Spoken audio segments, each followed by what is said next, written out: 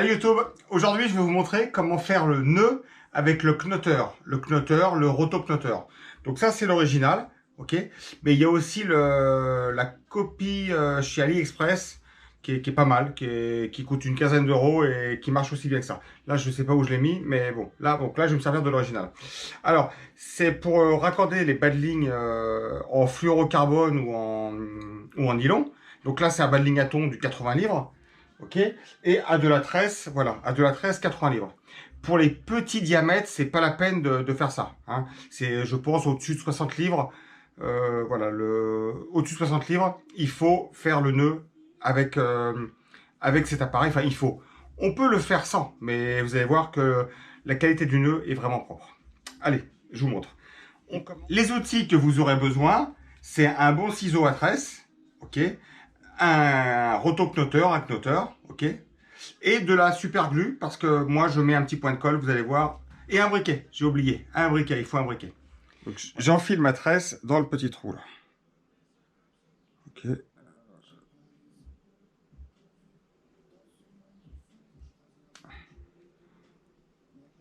Ok.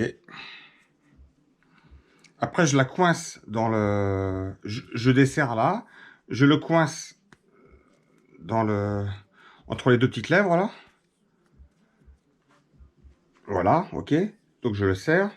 Et après, je l'enroule sur à peu près 50 cm. Donc je le roule sur 50 cm.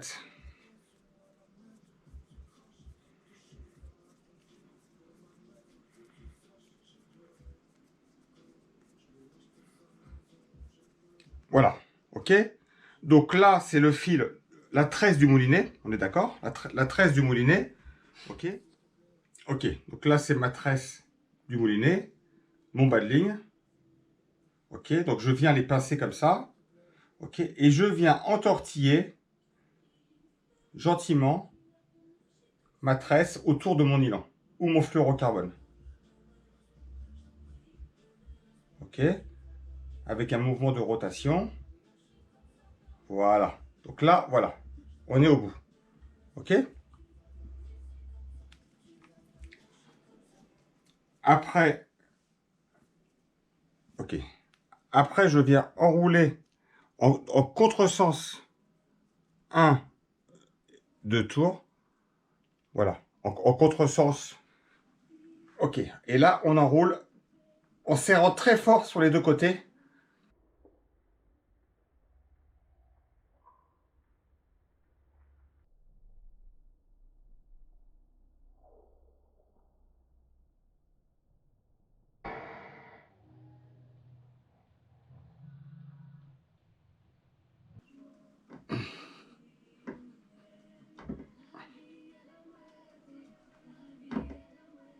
OK.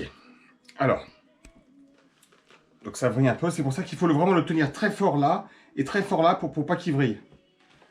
Voilà. Approche-toi. Regarde le résultat comme il est serré. Bon, moi je le serre fort pour avoir un nœud vraiment très serré. Alors, ça c'est la première étape. Donc là, on a un nœud bien serré. La taille, des fois, on a tendance à les faire trop longs. Ça sert à rien. Je pense que là, il y a 5 cm, c'est bien assez. Donc, maintenant, on retire l'appareil. OK. Voilà. Donc, on fait une demi-clé. Une demi-clé pour bloquer.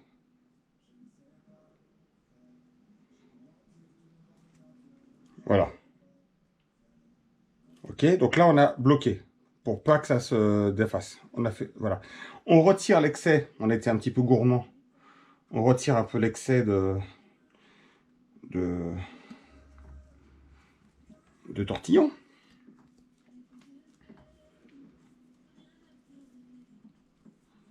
Voilà. OK. Donc là, je viens couper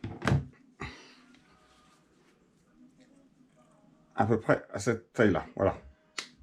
C'est fait. OK. Et le nœud glisse, ça arrive. Moi, j'ai perdu un espadon voilier. Jean m'avait engueulé à Mayotte parce que j'avais mal fait mon nœud et l'espadon s'était barré. Voilà. Donc, il faut bien le faire. Donc, le petit bout là qui traîne, on le brûle. Donc moi je mets mes mains comme ça afin de ne pas brûler ma tresse. Ok, et je fais une boule. Ok, une petite boule.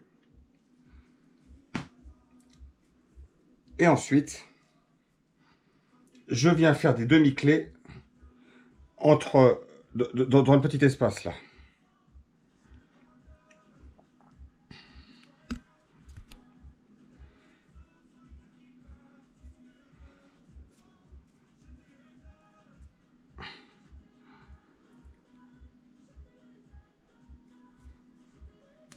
Voilà. Ok. Pour remplir, en fait, il faut remplir de tresses jusqu'à la boule. Et alors moi, je ne fais pas de demi-clé sur la tresse principale. Parce qu'en fait, le but de ce nœud, c'est en fait, c'est un nœud sans nœud. Et faire des nœuds sur la tresse, ça peut la fragiliser.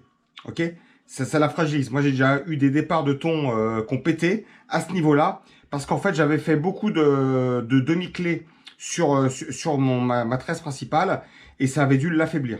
Ok, donc en fait, moi, je viens faire des demi-clés uniquement sur le fluorocarbone. Sur le fluorocarbone, voilà. Surtout pas sur la tresse. Enfin, surtout pas. C'est ma façon de faire. C'est à éviter.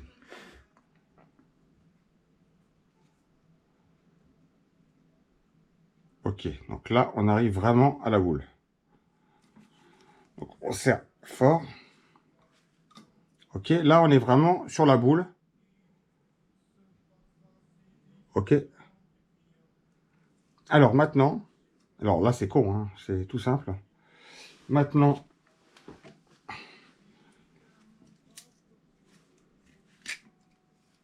je prends de la glu, je mets un petit peu de glu dessus. Voilà.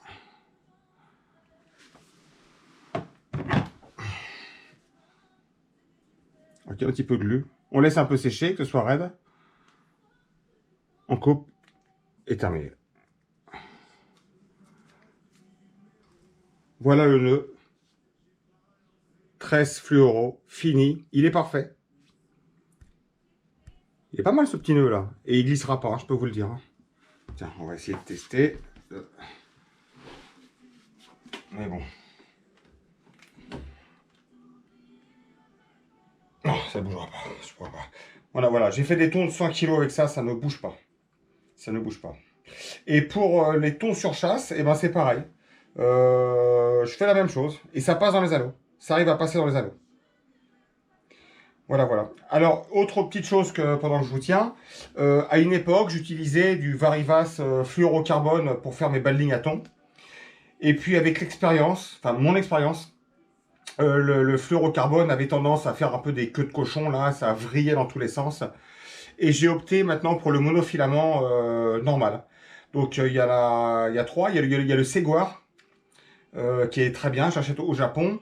Il y a le Berkeley Trilène Big Game, qui est très bien. Voilà. Le Trilène Berkeley, il fait, pour 80 livres, il fait 70 centièmes et 40 kg. Voilà. C'est pas une machine magique qui permet de faire des nœuds facilement. Il y a quand même un coût à avoir. Vous allez voir que ça paraît facile sur une vidéo, mais c'est pas. Il y a un coût à avoir. Mais ne désespérez pas. Tranquillement, il faut faire, refaire et refaire, et vous allez y arriver. Et voilà, et vous allez y arriver. Voilà, j'espère que cette petite vidéo vous a plu. Bon confinement à tous. Hein, vous avez remarqué que j'ai pas été tourné dehors. Pourtant, j'ai la plage à quelques mètres de chez moi. Mais voilà, mais je suis resté sage et je suis resté dans ma petite maison au bord de la mer pour vous présenter cette petite vidéo. Donc, bon confinement à tous, bon courage à tous et à très bientôt sur Gorgis Pêcheur. Au revoir.